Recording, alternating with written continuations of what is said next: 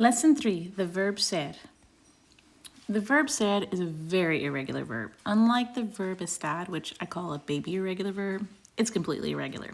There's no more of this chopping off endings and putting on endings. You just have to completely memorize it.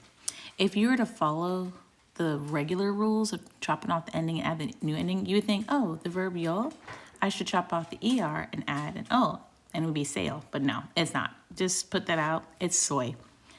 You just have to memorize it. Same thing, if you were to follow the rules for tú, you think, oh, chop off the ER, it should be ses. No, it's eres. So on and so forth. If you continue to follow the rules like you thought you should do, you're going to be wrong on this one.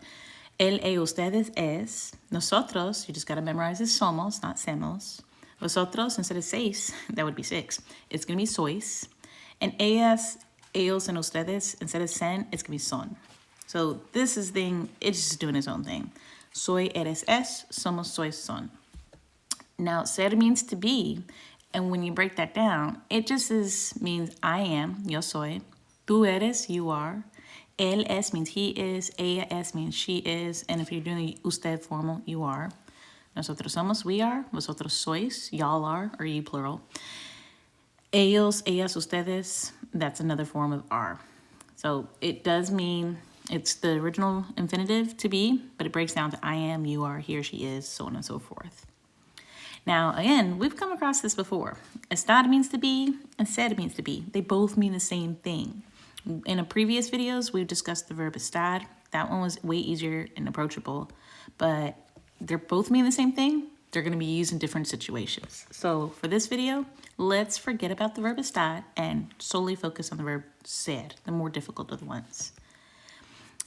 Keep in mind, you're going to use ser in situations when you're talking about time, like es la una, son las dos, it's 1 o'clock, it's 2 o'clock.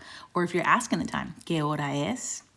You're going to use it when talking about origin. Origin means where you're from. So if I say, soy de Waco, I am from Waco, Texas, it's in Texas. That's you're talking about where you're from. You're going to use the verb ser. Or if I ask you, where are you from? ¿De dónde eres? The big one, you're usually going to use the verb ser when you're describing things. So I could say, like, you're sports-minded. Tú eres muy deportista. You're very sports-minded. Or y'all are intelligent. Ustedes son inteligentes. Anytime you're describing something, chances are you're going to be using the verb ser. You're also finally going to use ser when you're talking about your occupation, your job. Ella es maestra. She's a teacher. Nosotros somos estudiantes. We are students. So that's a baseline of when to use it. There's other situations that use it, but let's just stick with todo. It's an easy, approachable acronym. Todo, you can just remember, means everything. So let's get some practice, and we'll start off with just some multiple choice. And so for the verb es, decide based on the chart what one are you going to use. Are you going to use yo or el? If you're not sure, it's going to be el.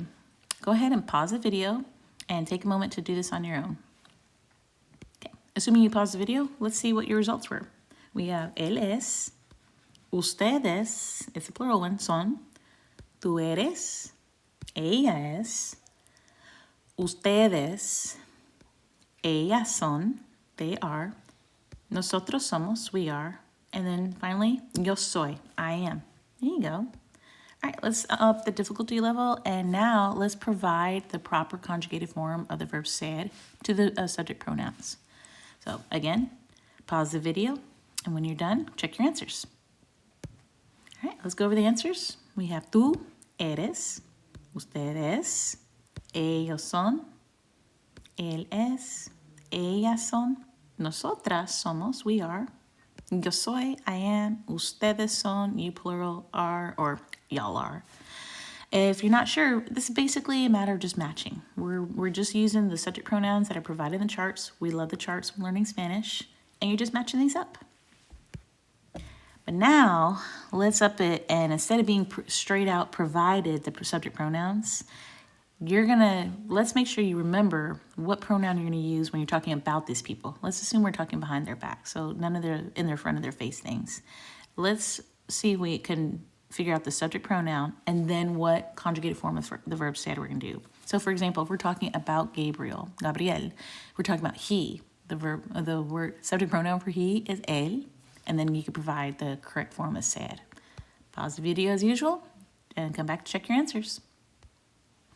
Okay, so if we're talking about Gabriel, we're talking about he. So you can do él. And the conjugated form of ser for él is es. Anytime you say y yo, you should just get in your head, you're invited. It's we. It's party. So Juan y yo, we're talking about we, which is nosotros. It has to be nosotros, not nosotras, because Juan is a guy. If it's a Juana and you're a girl, you could have said nosotras. Then we have somos. Oscar y Flora, there's two people. It's going to be they. We're talking about them. Ellos. Ellos means they. Son. Adriana, we know that's a girl because it ends in A. So we're talking about she. Ella, not Ella. Please don't say Ella.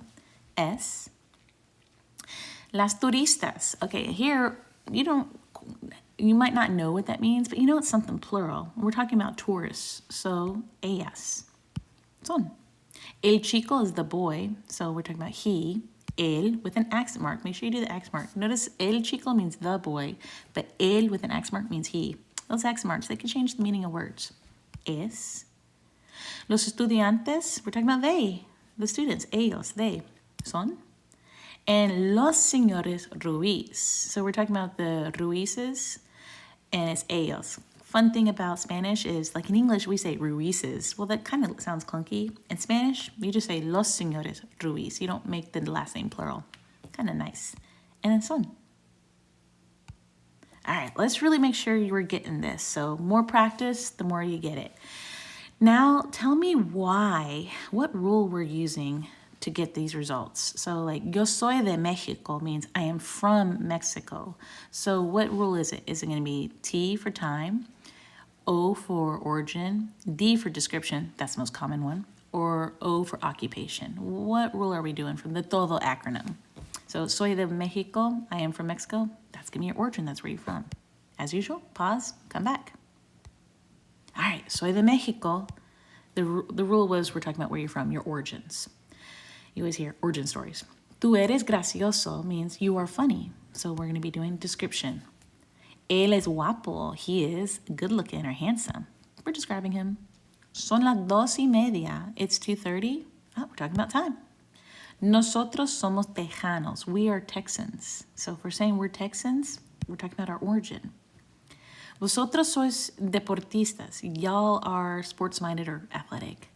That is description.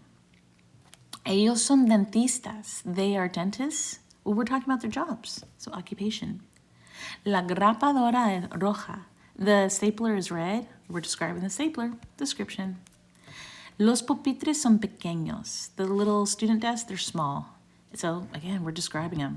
You seeing that description is the most common reason. And then finally, ella es estudiante. She's a student. You would think it's description, but more, we're talking about her job. Your job is to learn. That's your occupation. And I know you're not paid in money, but you're paid in knowledge, and that's priceless. Thank you. If you have any, let's cover some family vocab, just so we can use this, because we could usually describe our family. So, el abuelo, la abuela, el esposo, la esposa, sounds like spouse. El hermanastro, la hermanastra is stepbrother, stepsister.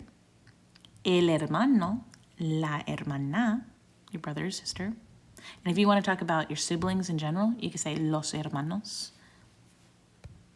El hijo, not hijo, hijo or la hija. La madrastra, el padrastro. Noticing that if you add stro or stra, it makes it the step part. La madre, el padre, los parientes, relatives. I know that one's tricky because you think that'd be parents. If you want to say parents, it's los padres. It would mean dads or parents. El primo, la prima, your cousin, but now you can decipher if it's male or female cousin. El sobrino, la sobrina, nephew or niece. El tío, la tía, uncle or aunt. As you know, there's a pattern here. We love patterns. If the O ones usually are masculine, so like in tío, you're talking about your uncle, and tía is feminine, you're talking about your aunt. So final practice, let's see if you can do the correct conjugated form of ser, but we're describing our family. Pause the video, come back. Mi abuelo es viejo. You're saying my grandfather is old. You're describing him. Tus Tus primos son talentosos. Your cousins are talented. Notice we made talentosos. Talentoso became plural because everything becomes plural. Tus is plural, primos is plural, son is plural, talentosos is plural. Everything matches. Beauty of Spanish. Nuestras hermanas son bonitas. Our sisters are beautiful. Also notice, everything here was feminine, like as far as nuestra is feminine, hermanas is feminine, bonitas is feminine. Isn't it beautiful? Spanish loves everything to match up. Also, everything in that sentence is plural. Su tía es divertida. Your aunt is fun. The fun aunt. Mis padres son trabajadores. My parents are hardworking. Or it could be my dad's, but here I'm going to assume parents. Yo soy el hijo de Juan Carlos. I am the son of Juan Carlos. Juan Carlos's kid. Nosotros somos primos. We are cousins.